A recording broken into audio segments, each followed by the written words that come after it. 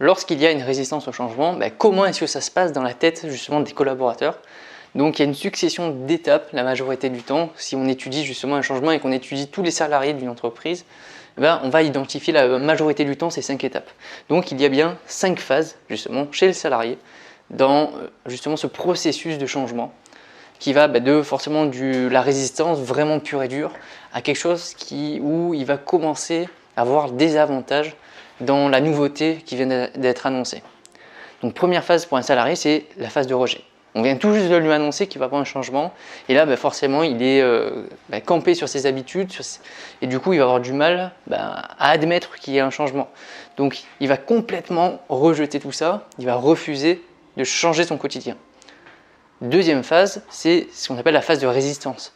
Donc bon, une fois voilà, on lui a annoncé, il a commencé à digérer un petit peu, pas trop quand même, mais là il va commencer justement à chercher un moyen pour éviter ce changement, pour qu'on retourne en arrière. Donc bon, il va mettre en place justement plein de stratégies d'opposition sur toutes les actions, enfin sur ses managers, sur en tout cas ses responsables, pour faire montrer en tout cas que ce changement il n'est pas forcément bien, qu'il n'est pas d'accord avec.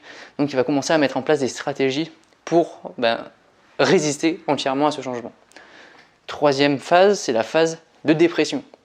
Donc quand c'est la phase de dépression, là le salarié, même après avoir mis plein de stratégies de résistance, il va comprendre que ce changement il va avoir lieu forcément.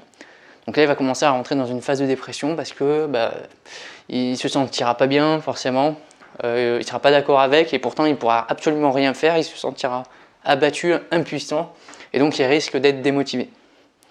Ensuite, une fois que cette phase de dépression elle est passée, c'est la phase de résignation.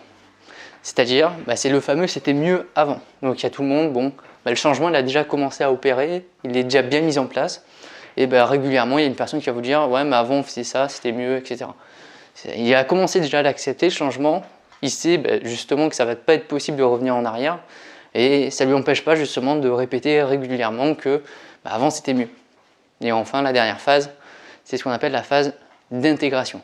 Donc la phase d'intégration tout simplement, c'est là justement le salarié il commence à comprendre pourquoi est-ce qu'on a fait ce changement, il commence à voir les premiers bénéfices et avantages à ce changement.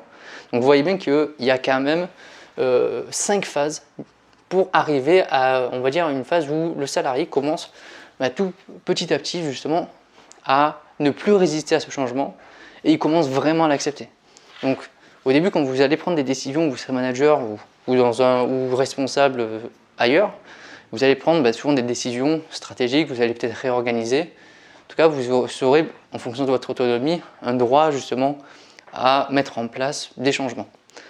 Ne vous en faites pas si au début, il y a tout le monde qui râle, puisque c'est tout à fait normal. C'est tout à fait normal. Quand vous regardez ce graphique, vous voyez bien qu'au début, il va le rejeter. Mais après, à vous de montrer justement que ce changement, quoi qu'il arrive, ça va être, il va se faire, quoi qu'il arrive. Et surtout, ce qui est super important, c'est de commencer déjà à montrer les premiers bénéfices. C'est-à-dire que dès que vous avez mis en place quelque chose et qu'il y a une première victoire, il y a justement une progression par rapport à auparavant, montrez-le, ça permettra de faciliter directement la phase d'intégration.